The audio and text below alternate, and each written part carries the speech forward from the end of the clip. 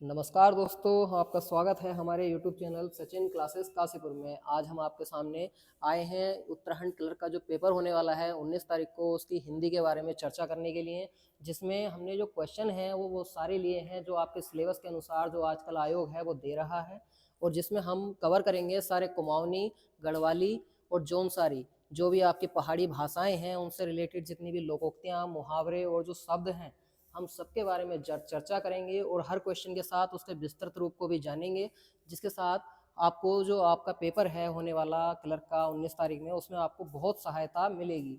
तो चलिए शुरुआत करते हैं हमारे पहले क्वेश्चन से। पहला क्वेश्चन है हमारा, पहली गास में माख पड़न लोकोक्ति का सही अर्थ क्या है?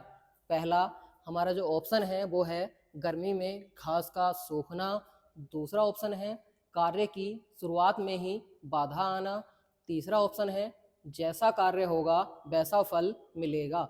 चौथा ऑप्शन है घास माघ के महीने में सूखती है। तो देखिए, जो हमारा पहला शब्द लोकोक्ति दी गई है उसका पहला शब्द जो है पहली, पहली का अर्थ होता है पहला। क्या होता है? पहला। घास की बात आती है तो घास को हम कहते हैं ग्रास। ग्रास आप जानते होंगे, ग्रास का जो अर्थ होता है वो क्या होता है? निवाला।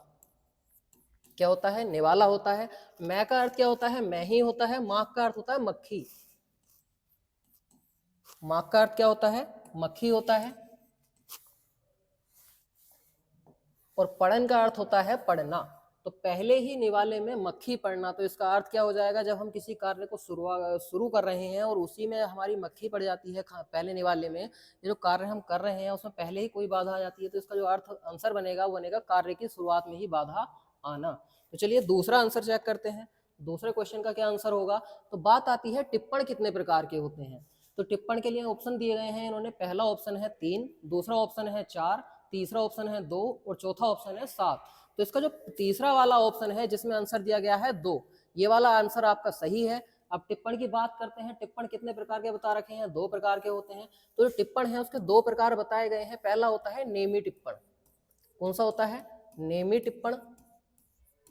और दूसरा जो ऑप्शन, दूसरा आंसर हमारा आता है अन्य टिप्पण। कौन सा आता है? अन्य टिप्पण।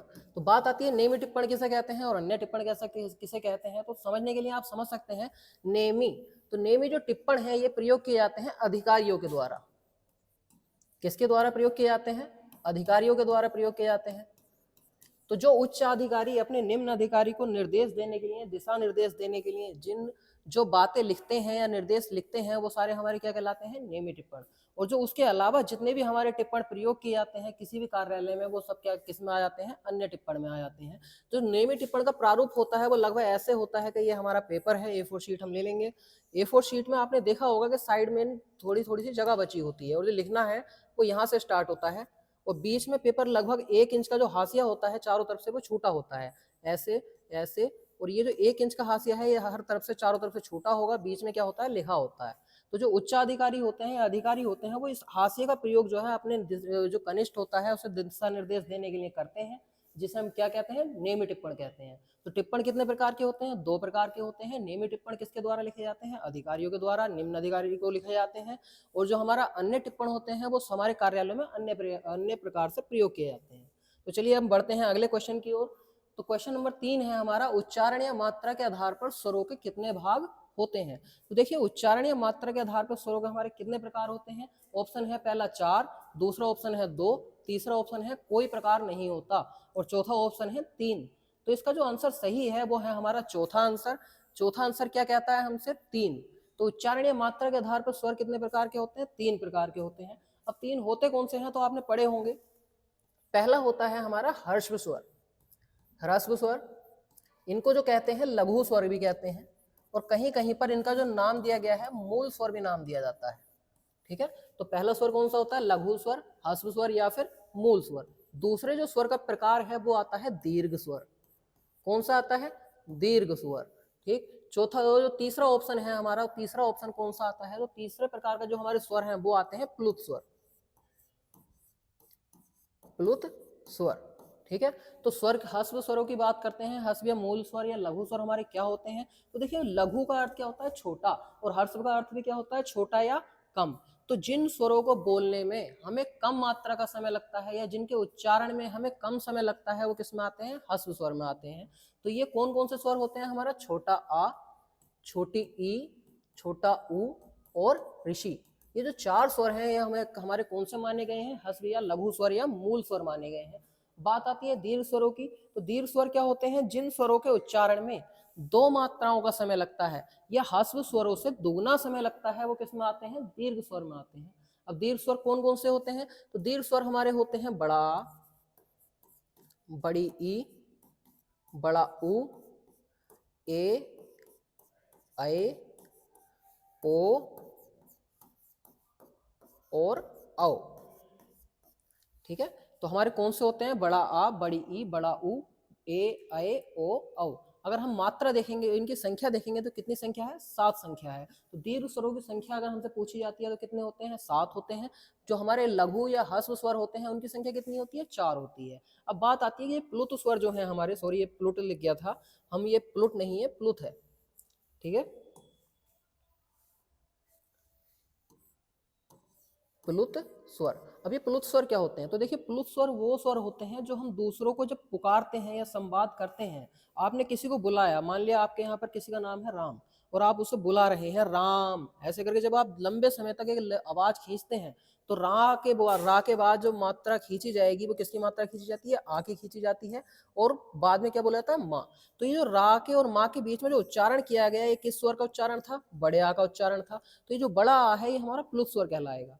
अर्थात जब हम किसी स्वर को बहुत लंबे समय तक खींचते हैं तो वो किस में आता है, हमारा प्लुत स्वर में आता है। इसकी जो परिभाषा बनती है वो ये परिभाषा बनती है कि जिस स्वर को बोलने में 3 मात्राओं का समय लिया जाता है या फिर दीर्घ स्वरों से भी अधिक समय लिया जाता है, उन्हें क्या कहते हैं, प्लुत स्वर कहलाते हैं। तो उच्चारण या मात्रा के आधार पर सर हमारे स्वर कितने प्रकार के होते हैं, 3 प्रकार के होते हैं। अगला क्वेश्चन देखते हैं। अगला क्वेश्चन है हमारा, सम्मति शब्द का सही संधि विच्छेद क्या होगा। तो देखिए दोस्तों, ये जो क्वेश्चन है ये क्वेश्चन एक बार नहीं बहुत बार हमारे उत्तराखंड आयोग के द्वारा पूछा गया है, और इसका जो आंसर है वो हमें गूगल पे कुछ और देखने को मिलता है, पर जो हमारे आयोग है वो इसका आंसर कुछ और मानता है। तो जो हमारे आयोग के द्वारा आंसर माना गया है उसको देखते हैं। पहला ऑप्शन इनके द्वारा दिया गया है सम प्लस मति, दूसरा दिया गया है सम प्लस मति, तीसरा है सत प्लस मति। ये जो सत है दोस्तों इसमें हलंत लगा हुआ है, और जो चौथा ऑप्शन है वो कौन सा है, सत प्लस मति। तो जो हमारे आयोग के द्वारा सम्मति का जो सही संधि विच्छेद दिया जाता है वो दिया जाता है ऑप्शन नंबर 3, सत प्लस मति। ठीक है, तो अब सत प्लस जब सत के साथ जब मति का प्रयोग होता है तो कौन सा शब्द बनेगा, सम्मति बनता है। और जो अब यहाँ से हमारा एक क्वेश्चन ये भी बनता है कि देखिए हमने मेल किसका करवाया है, ता का और माँ का। तो ता क्या है, व्यंजन है, और माँ भी क्या है, व्यंजन है। तो दोनों के जो मेल से संधि बनेगी हमारी वो दोस्तों कौन सी बनती है, व्यंजन संधि। कौन सी होती है, व्यंजन संधि। ठीक है दोस्तों, तो यहां से हम एक तरीके से ये भी पूछ सकते हैं कि जो हमारी संधि है, संधि कितने प्रकार की होती है, तो संधि 3 प्रकार की होती है। कौन सी होती है, पहला होता है स्वर संधि, और दूसरा होता है व्यंजन संधि जो कि हमने लिखा है, और तीसरा जो होता है वो कौन सा होता है, वो होता है विसर्ग संधि। कौन सा होता है दोस्तों, विसर्ग संधि। अब बात करते हैं स्वर संधि, व्यंजन संधि, विसर्ग संधि क्या है। तो जब स्वर के साथ स्वर का मेल होता है, स्वर के साथ स्वर का मेल होगा तो संधि कौन सी बनती है, स्वर संधि बनती है। जब स्वर के साथ व्यंजन का मेल होता है या व्यंजन के साथ स्वर का मेल होता है या फिर व्यंजन के साथ व्यंजन का मेल होता है तो स्वर संधि कौन सी बनती है, हमारी यहाँ पर व्यंजन संधि बनती है। बात करते हैं विसर्ग संधि क्या होती है। तो आपने विसर्ग देखा होगा, ये जो 2 बिंदी की तरह निशान होते हैं इनको कहा जाता है विसर्ग। और जिस भी संधि में आपको विसर्ग के निशान दिखाई दे वो हमारी संधि डायरेक्ट कौन सी हो जाएगी, विसर्ग संधि हो जाएगी दोस्तों। चलिए अगले क्वेश्चन की तरफ बढ़ते हैं। अगला क्वेश्चन है हमारा, विधानमंडल में प्रयोग की जाने वाली भाषा का उल्लेख भारतीय संविधान में किया गया है। तो देखिए दोस्तों, हम बात करते हैं विधानमंडल में जो भाषा प्रयोग की जाती है उसके बारे में भारतीय संविधान के कौन से अनुच्छेद में जिक्र किया गया है। तो पहला जो अनुच्छेद है हमारा दे रखा है पहले ऑप्शन पर, अनुच्छेद 120। दूसरा ऑप्शन है अनुच्छेद 347, तीसरा ऑप्शन है अनुच्छेद 348, चौथा ऑप्शन है अनुच्छेद 210। तो देखो दोस्तों, बात करते हैं विधानमंडल की, तो विधानमंडल की जो भाषा है दोस्तों वो आती है हमारे अनुच्छेद 210 में। तो इसका जो आंसर है वो कौन सा सही हो जाएगा, अनुच्छेद 210। बात करते हैं कि ये अनुच्छेद 120 क्या है। तो अनुच्छेद जो 120 है इसमें बताई गई है संसद की भाषा। क्या बताया गया दोस्तों? संसद की भाषा। तो भारतीय संविधान के अनुच्छेद 120 में जो उल्लेख किया गया है वो किसका उल्लेख किया गया है? संसद की भाषा का। अनुच्छेद 347 में प्रयोग किसका किया गया है दोस्तों? तो देखिए, जो एक राज्य है और उसका जो छोटा क्षेत्र है, वहां पर जो लोग अपनी एक बोली बोलते हैं, स्थानीय भाषा बोलते हैं, उसको भी अधिकार देने किसका नियम, किसका कर्तव्य बनता है? राज्य का कानून, वो राज्य कर्तव्य बनता है। तो जो उसके बारे में उल्लेख किया गया है वो किसमें किया गया है? अनुच्छेद 347। अब बात आती है 348 क्या है? तो दोस्तों, जो हमारा उच्च न्यायालय है या उच्चतम न्यायालय है, उनकी जो भाषा का जिक्र किया गया है वो किसमें करते हैं हम? अनुच्छेद 348 में। उच्च या फिर उच्चतम न्यायालय किसमें जिक्र करते हैं? उच्चतम या उच्च न्यायालय की जो भाषा है उसका जिक्र हम करते हैं अनुच्छेद 348 में। बात आती है अनुच्छेद 210 की। तो अनुच्छेद 210 के बारे में हमने पढ़ लिया है। किसके बारे में बताई गई है? विधानमंडल के बारे में बताई गई है दोस्तों। और जो अनुच्छेद 347 था वो किसमें था? स्थानीय भाषा के बारे में। ठीक है दोस्तों, तो अनुच्छेद हमारा 120 किसके बारे में बताता है? संसद की भाषा। अनुच्छेद 347 बताता है स्थानीय भाषा के बारे में। अनुच्छेद 348 बताता है उच्च या उच्चतम न्यायालय की भाषा। और अनुच्छेद 210 हमें बताता है विधानमंडल की भाषा के बारे में। चलिए दोस्तों, अगले क्वेश्चन की ओर बढ़ते हैं। अगला क्वेश्चन है हमारा, 2023 में होने वाला विश्व हिंदी सम्मेलन कहाँ किया गया था? तो इसके जो ऑप्शन है, पहला है लंदन, दूसरा है भारत, तीसरा है फिजी और चौथा है ब्राजील। तो देखिए दोस्तों, जो हमारा विश्व हिंदी सम्मेलन है इसकी शुरुआत कब हुई थी? इसकी शुरुआत हमारी होती है 1975 में। और 1975 में ही इसका सबसे पहला विश्व हिंदी सम्मेलन किया गया था। तो ये कहाँ किया गया था? ये किया गया था नागपुर। और नागपुर आप सभी दोस्तों जानते होंगे कि नागपुर कहाँ है? भारत में है। कहाँ पर है? भारत में। तो सबसे पहला विश्व हिंदी सम्मेलन कहाँ किया गया था? भारत में। क्वेश्चन ऐसे भी पूछा जा सकता है कि जो पहला विश्व हिंदी सम्मेलन था वो दुनिया के किस देश में किया गया था? भारत में। तो जो हमारा अब बात यहाँ पे पूछी गई है 2023 में होने वाले विश्व हिंदी सम्मेलन के बारे में। तो जो 2023 वाला विश्व हिंदी सम्मेलन था दोस्तों, ये हमारा किया गया था फिजी में। कहाँ किया गया था? फिजी में किया गया था। तो फिजी का एक स्थान है, उसका नाम है नाडी। क्या है? नाड़ी। वहां पे किया गया है। और जो हमारा 2023 वाला विश्व हिंदी सम्मेलन था, इसका जो थीम बनाई गई थी दोस्तों, वो थी पारंपरिक ज्ञान से कृत्रिम मेधा तक। क्या थी दोस्तों? पारंपरिक ज्ञान से कृत्रिम मेधा तक इसकी जो थी थीम थी दोस्तों। और यहाँ से एक क्वेश्चन हम ये भी पूछ सकते हैं कि जो पहला हमारा विश्व हिंदी सम्मेलन था वो कहाँ किया गया था? भारत में। तो पूछा जा सकता है भारत में विश्व हिंदी सम्मेलन के कितने सम्मेलन अभी तक हुए हैं? तो जो भारत में विश्व हिंदी सम्मेलन हुए हैं, भारत में 3 विश्व हिंदी सम्मेलन हो चुके हैं। पहला हमारा 1975 में हुआ है। दूसरा विश्व हिंदी सम्मेलन हमारा हुआ था 1983 में। और ये कहाँ किया गया था? ये किया गया था दोस्तों नई दिल्ली। कहाँ किया गया है? नई दिल्ली में किया गया है। और नई दिल्ली कहाँ है दोस्तों? भारत। ठीक है। बात आती है कि हमारा तीसरा विश्व हिंदी सम्मेलन कब हुआ था भारत में? तो ये हुआ था 2015। 2015 में कहाँ हुआ है दोस्तों? भोपाल। और भोपाल कहाँ पे पड़ता है? भारत। तो जो हमारे 3 विश्व हिंदी सम्मेलन है वो कहाँ हुए हैं दोस्तों? भारत में हुए हैं। कौन से? 1975, 1983 और 2015। और जो हमारा सबसे लास्ट वाला जो विश्व हिंदी सम्मेलन है दोस्तों, वो कहाँ हुआ है? फिजी में हुआ है। कब हुआ है? 2023 में। और जो इसकी थीम थी वो क्या थी? पारंपरिक ज्ञान से कृत्रिम मेधा तक। मेधा का अर्थ क्या होता है दोस्तों? बुद्धि। तो ये जो इसकी थीम थी ये क्या थी हमारी? जो सबसे लास्ट वाला विश्व हिंदी सम्मेलन हमारा 2023 में हुआ है उसकी थीम है। चलिए दोस्तों, अगले क्वेश्चन की ओर बढ़ते हैं। अगला क्वेश्चन क्या है हमारा? चोर थे को चोरी, घुसे थे को चिते। घुसे थे चिते लोकोक्ति का सही अर्थ क्या होता है? देखिए, ऑप्शन दिए गए हैं। एक तो चोरी ऊपर से सीना चोरी, दूसरा ऑप्शन है चोर का मन विचलित होता है, तीसरा ऑप्शन है चोर कहीं भी मिल सकता है, और चौथा ऑप्शन है दोहरे चरित्र का व्यक्ति। तो देखिए, ये जो लोकोक्ति कही गई है, ये कहा गया है चोर थे को चोरी, मतलब जो चोर है वो चोरी ही करेगा। और जो घुसे थे चिते, उसे भी गुस्सा आता है और उसके भी मन में क्या होता है? गुस्सा होता है।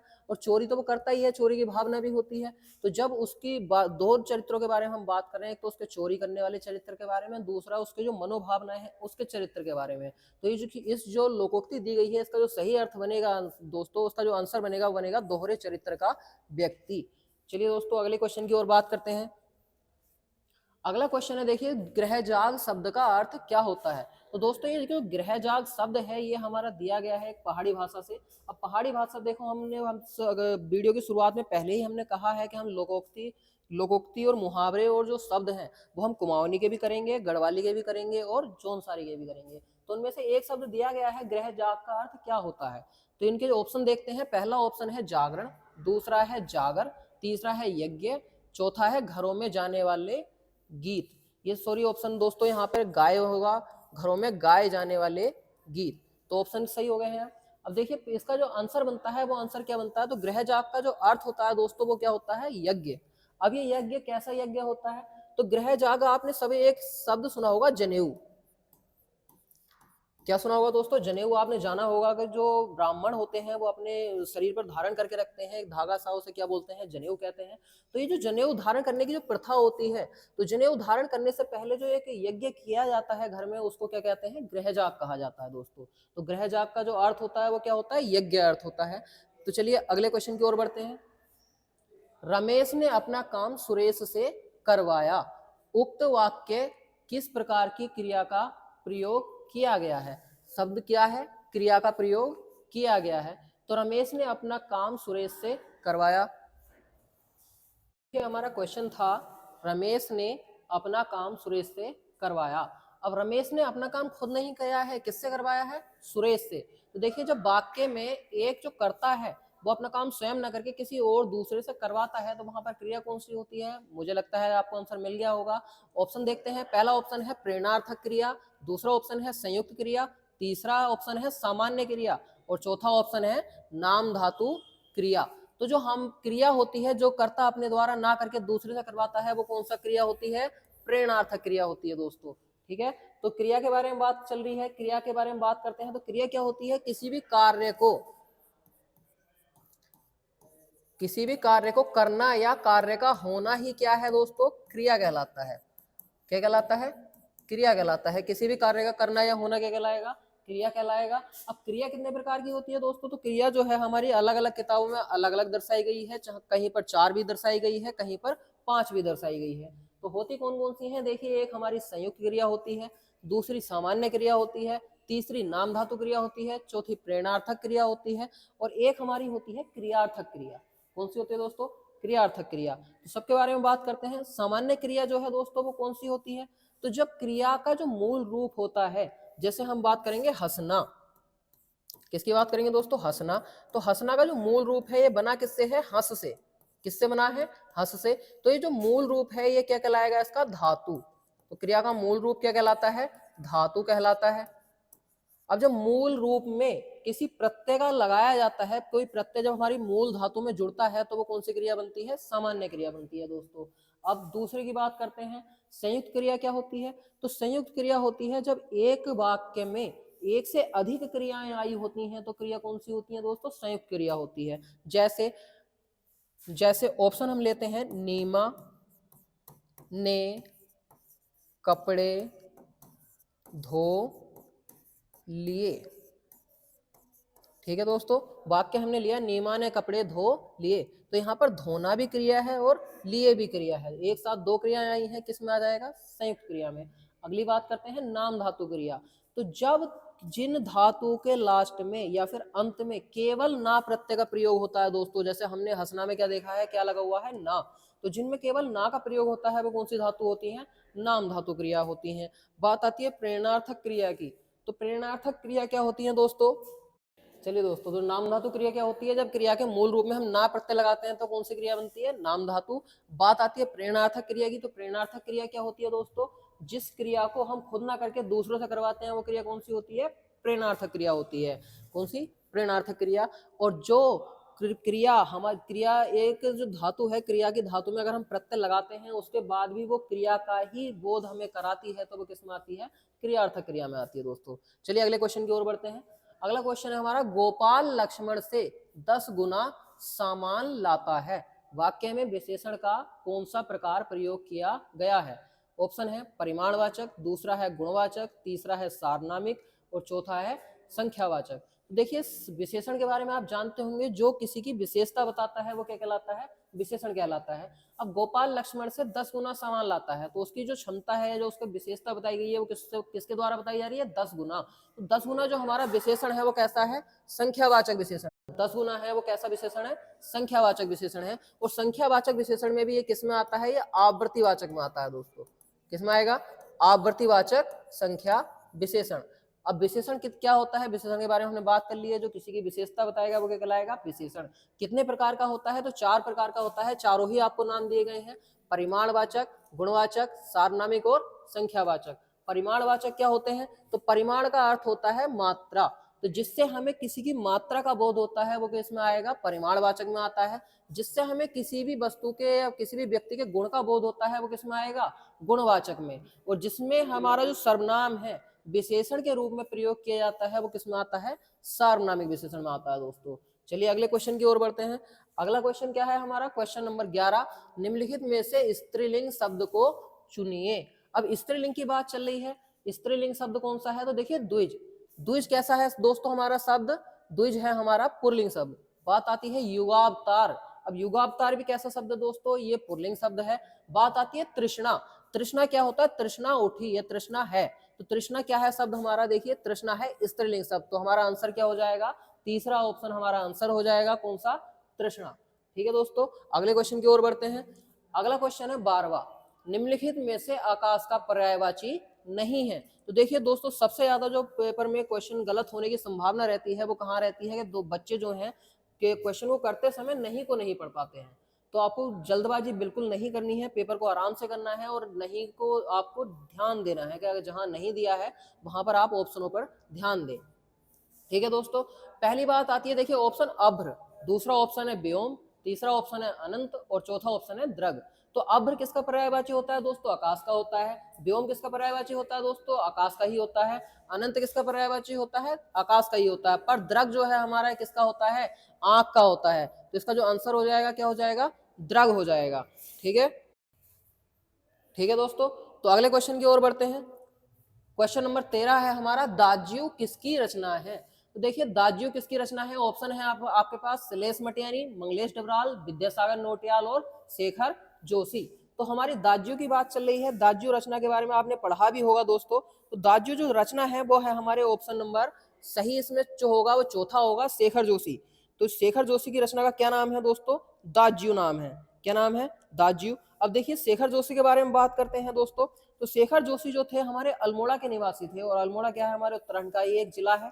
तो अल्मोड़ा के निवासी थे। और शेखर जोशी जो है, शेखर जोशी का जो जन्म होता है दोस्तों वो होता है 1932 में। कब होता है दोस्तों, 1932 में इनका जन्म हुआ था। वो कहाँ के निवासी हैं, ये अल्मोड़ा के निवासी हैं दोस्तों। ठीक है, कहाँ के निवासी हैं, अल्मोड़ा के निवासी हैं। और इनकी जो कुछ रचनाएं हैं, जो फेमस रचनाएं हैं वो है मेरा पहाड़। कौन सी रचना है दोस्तों, मेरा पहाड़, कोशिका घटवार, कोशिका घटवार। अगली रचना है दोस्तों इनकी हलवाहा, बहुत ही फेमस रचना है दोस्तों, हलवाहा। उसके बाद है दाज्यू, दाज्यू हमने पढ़ ही ली है। और एक इनकी रचना आती है डांगरी वाले। कौन सी रचना आती है दोस्तों, डांगरी वाले। तो ये जो सारी रचनाएं हैं किसकी हैं, हमारे शेखर जोशी की रचनाएं हैं। तो जो दाज्यू रचना है किसकी है, शेखर जोशी की। शेखर जोशी का जन्म कब हुआ था, 1932 में हुआ था। कहाँ हुआ है, अल्मोड़ा में। और जो इनकी रचनाएं हैं मेरा पहाड़, कोशिका घटवार, हलवाहा और डांगरी वाले इनकी रचनाएं हैं दोस्तों। चलिए अगले क्वेश्चन की ओर बढ़ते हैं। अगला क्वेश्चन है हमारा, निम्न में से कौन सा व्यंजन संधि का उदाहरण नहीं है दोस्तों। देखिए सम प्लस सार, सम प्लस सार क्या है, हमारा संसार का जो है संधि विच्छेद है। और ये इसमें माँ के साथ किसका मेल हो रहा है दोस्तों, सा का। तो ये जब माँ भी व्यंजन है सा भी व्यंजन है तो संधि कौन सी बनेगी दोस्तों, व्यंजन संधि बनेगी। बात आती है जगत प्लस नाथ। तो देखिए ता के साथ ना का मेल हो रहा है दोस्तों। ता क्या है, व्यंजन है, और ना भी क्या है, व्यंजन है। तो ता के साथ जब ना का मेल हो रहा है तो संधि कौन सी हो जाएगी दोस्तों, व्यंजन संधि। अब बात आती है तीसरा ऑप्शन, नमहा प्लस कार। और चौथा ऑप्शन है तत् प्लस कालीन। तो चौथे ऑप्शन को भी अगर आप देखेंगे तो तत् के साथ प्लस किसका मेल हो रहा है, लीन का। तो ता के साथ ला का मेल होगा, ता भी व्यंजन है और ला भी व्यंजन है, तो इसमें भी कौन सी संधि होगी, व्यंजन संधि। पर मैंने दोस्तों अभी आपसे थोड़ी ही देर पहले बताया था कि जिस भी संधि में आपको ये दो बिंदी देखने मिल जाएं, इन्हें क्या कहते हैं, विसर्ग। तो ये क्या है, हमारी व्यंजन संधि का उदाहरण है। तो ऑप्शन नंबर 3 हमारा क्या हो जाएगा दोस्तों, आंसर हो जाएगा। नमहा प्लस कार हमारा किस में आ जाएगा, विसर्ग संधि का उदाहरण है ये। और तो इसमें व्यंजन संधि का उदाहरण कौन सा नहीं है, नमहा प्लस कार नहीं है। आगे बढ़ते हैं अगले क्वेश्चन की ओर। अगला क्वेश्चन है दोस्तों, निम्न में से च्यूड़ शब्द का अर्थ क्या होता है। अब च्यूड़ जो है एक पहाड़ी शब्द है, पहाड़ी शब्द में इसका अर्थ क्या है दोस्तों, देखते हैं। तो ऑप्शन दिया गया है जलेबी, दूसरा ऑप्शन है पोहा, तीसरा है चूना और चौथा है चना। तो जो च्यूड़ शब्द होता है दोस्तों, इसका जो सही अर्थ होता है वो होता है पोहा। किसे कहते हैं, पोहे को कहते हैं। और ये किससे बनाया जाता है, चावल को पीस के बनाया जाता है। आपने खाया भी जरूर होगा। चलिए दोस्तों अगले क्वेश्चन की ओर बढ़ते हैं। क्वेश्चन नंबर 16, जू नेड़ू सु पेड़ू लोकोक्ति या मुहावरे का अर्थ क्या होता है। ऑप्शन देखते हैं। पहला ऑप्शन है जो पास है वही काम आता है, दूसरा ऑप्शन है जो छोटा है वही बड़ा होता है, तीसरा ऑप्शन है जो दूर है वही पास आ सकता है, और चौथा ऑप्शन है जो बड़ा है वो अनुभवी होता है। तो देखिए दोस्तों, इस लोकोक्ति के ऊपर जाते हैं। जू का अर्थ होता है जो, और नेड़ू का अर्थ होता है दोस्तों निकट। क्या होता है, निकट। सु का अर्थ होता है वो, जू का अर्थ जो, और सु का अर्थ वो, और पेड़ू का अर्थ होता है आता है या फिर काम आना। ठीक है, तो जो हमारी लोकोक्ति का अर्थ बनेगा वो निकलता है जो निकट है वही पास या वही काम आता है। तो जो पास है वही काम आता है किसमें लिखा है हमारे दोस्तों, पहले ऑप्शन में लिखा है। तो हमारा आंसर क्या हो जाएगा, पहला ऑप्शन हो जाएगा। अगले क्वेश्चन की ओर बढ़ते हैं दोस्तों। अगला क्वेश्चन क्या है, निम्न शब्दों में शुद्ध वर्तनी वाला शब्द है। तो देखिए निम्न शब्दों में शुद्ध वर्तनी वाला शब्द कौन सा है।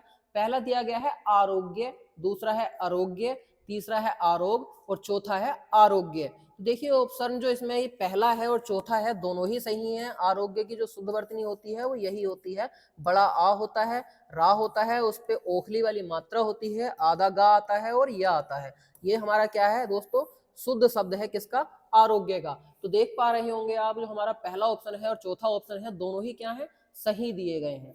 चलिए आगे बढ़ते हैं। क्वेश्चन नंबर 18, तो औलाद किस भाषा का शब्द है। औलाद किस भाषा का शब्द है। ऑप्शन देखते हैं। पहला उर्दू, दूसरा अरबी, तीसरा फारसी, चौथा देसी। तो जो औलाद शब्द है दोस्तों ये आता है हमारी अरबी भाषा का। किस भाषा का है, अरबी भाषा का है। और अरबी भाषा के बारे में दोस्तों आप जानते ही हैं, जितने भी हमारे अदालत संबंधी या मुकदमे के संबंधी जितने भी हमारे शब्द होते हैं वो सारे किससे संबंधित होते हैं, अरबी भाषा से संबंधित होते हैं। जैसे औरत, कोमा अदालत, कोमा मुकदमा, कोमा कत्ल, कोमा हत्यारा, कोमा जुर्माना। दोस्तों ये सारे ही शब्द कैसे हैं, हमारे अरबी भाषा के शब्द हैं। तो अरबी भाषा के बारे में हमने बात की है। अगले क्वेश्चन की ओर बात करते हैं। अगला क्वेश्चन दिया गया है, जौनसारी बोली निम्न में से किस वर्ग के अंतर्गत आती है। तो जौनसारी बोली के बारे में बात करते हैं दोस्तों। पहला ऑप्शन दिया गया है पश्चिमी पहाड़ी, दूसरा दिया गया है पूर्वी पहाड़ी, तीसरा ऑप्शन दिया गया है मध्यवर्ती पहाड़ी, और चौथा ऑप्शन दिया गया है इनमें से कोई नहीं। तो जो इसका सही आंसर है दोस्तों, जौनसारी बोली है हमारी वो पश्चिमी पहाड़ी के अंतर्गत आती है दोस्तों। चलिए अगले क्वेश्चन की ओर बढ़ते हैं। क्वेश्चन नंबर 20 के बारे में बात करते हैं। तो मधुर मधुर मेरे दीपक जले वाक्य में अलंकार का कौन सा रूप प्रयोग किया गया है। देखते हैं दोस्तों। ऑप्शन है पहला उत्प्रेक्षा अलंकार, दूसरा है यमक अलंकार, तीसरा है श्लेष अलंकार और चौथा है पुनरुक्ति अलंकार। देखिए दोस्तों, बात करते हैं मधुर मधुर मेरे दीपक जले। तो आपको अलंकार आपने पढ़े ही होंगे। अलंकार क्या होता है, किसी भी काव्य को सजाने का एक रूप होता है, जिससे हम काव्य को सजाते हैं वो किसमें क्या कहा जाता है, अलंकार कहा जाता है। तो मधुर मधुर, देखिए एक पूरा शब्द पहले मधुर आया है, उसके बाद दूसरा ही एक पूरा शब्द क्या आया है, मधुर आया है। दो शब्द हैं, एक शब्द जो पहले मधुर आया था उसी की ही पुनरावृत्ति हुई है। पुनरावृत्ति का मतलब दोबारा आया है, क्या आया है, मधुर आया है। तो यहाँ पर जो अलंकार हो जाएगा वो कौन सा अलंकार हो जाएगा, ठीक है दोस्तों, कौन सा अलंकार हो जाएगा, पुनरुक्ति अलंकार हमारा यहाँ पर हो जाएगा। तो देखिए ये हमने सारे क्वेश्चन यहाँ पर डिस्कस किए हैं। कितने क्वेश्चन थे हमारे पास? 20 क्वेश्चन थे। और आपके जो उत्तराखंड क्लर्क के जो पेपर होने वाला है 19 तारीख में, उसमें भी कितने क्वेश्चन आएंगे? 20 ही आएंगे। और वो सारे के सारे हमारे इसी पैटर्न पे आधारित होंगे, जिसमें आपकी कुमाऊनी, गढ़वाली, जौनसारी लोकोक्तियां एवं शब्द भी दिए गए होंगे, और हमारी हिंदी से भी जो है उसमें सब क्वेश्चन लिए गए होंगे। तो हमने यहाँ पर जो चर्चा की है कुछ महत्वपूर्ण क्वेश्चनों की है, जिनसे आपको अंदाजा लग गया होगा कि हमारा जो पेपर है वो किस प्रकार आने वाला है। दोस्तों इसी के बारे में हम आप आशा करते हैं कि आपका जो पेपर है कनिष्ठ है का वो अच्छा जाएगा और आपका सिलेक्शन इसमें हो जाए। इसी के साथ हम अपनी वीडियो को विराम देते हैं और हमसे जुड़े। हमारी जो क्लास यूट्यूब चैनल है सचिन क्लासेस काशीपुर, अगर वीडियो अच्छी लगी हो तो इसको लाइक करें और हमारे चैनल को सब्सक्राइब करें। धन्यवाद दोस्तों।